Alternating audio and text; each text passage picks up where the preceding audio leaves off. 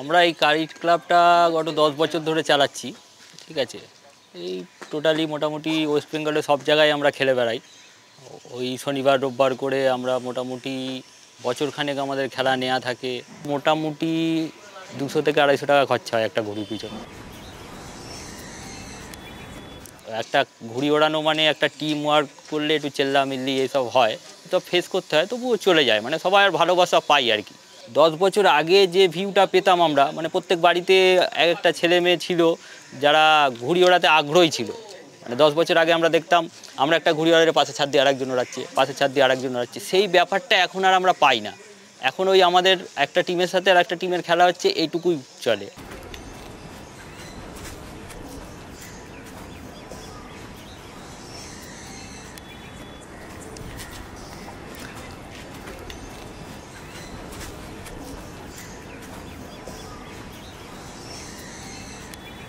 और जब ये वाजिद अली शाह कलकत्ते आए तो उनके साथ बहुत से पतंग बनाने वाले भी थे। तो एक पतंग का स्टाइल है जो वाजिद अली शाह ने अपने टाइम इन्वेंट किया था। कहा जाता है कि अपनी जो पतंग थी उसमें वो एक छोटा सा मनी पर्स बांध दिया करते थे, और इस मनी पर्स में गोल्ड या सिल्वर मोहर हुआ करती थी, और अगर उनकी पतंग कोई काट देता था तो उसको ये पैसा भी मिल जाया करता था।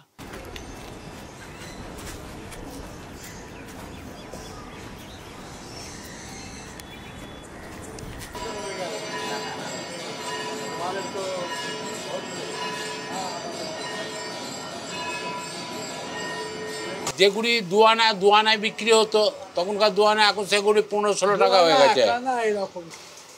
বেশি লাভ থাকে না, 8 আনা 1 টাকা একটা গুড়িতে।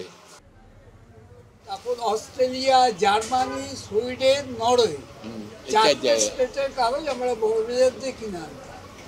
তার দামও খুব, 18 টাকা 20 টাকা রিম ছিল। এখন ইন্ডিয়ার কাগজ আগে 400 টাকা রিম ছিল, এখন 900 টাকা 1000 টাকা রিম হয়েছে। কাঠি আগে 6 টাকা 8 টাকা হাজার ছিল, এখন ওগুলো 600-700 টাকা হাজার হয়ে গেছে। হেভি খরচা, আর বাজার নেই। এখন ওই বাচ্চাদের মোবাইলের জন্য ঘুড়ির বাজারটা শেষ। ভালো ARB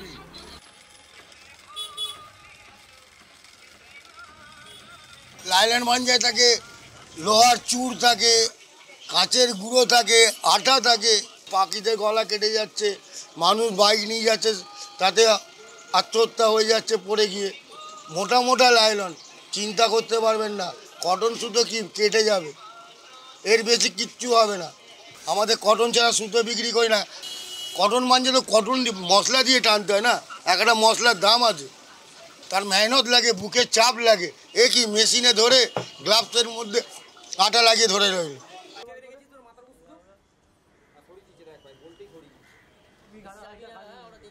আমরা চাই আরেকটু বেশি হোক, আরও ছেলে মেয়ে ঘুড়ি ওড়াক, বন্ধুত্ব পাড়া কালচার এর মধ্যে থাকলে দেখুন অনেক কিছু থেকে বাইরে থাকা যায়। অনেক বাজে বাজে নেশা ফেশা বা ছেলেফেলেরা করে, তার থেকে এর মধ্যে জড়িয়ে পড়লে ওর থেকেও দূরে থাকা যায়।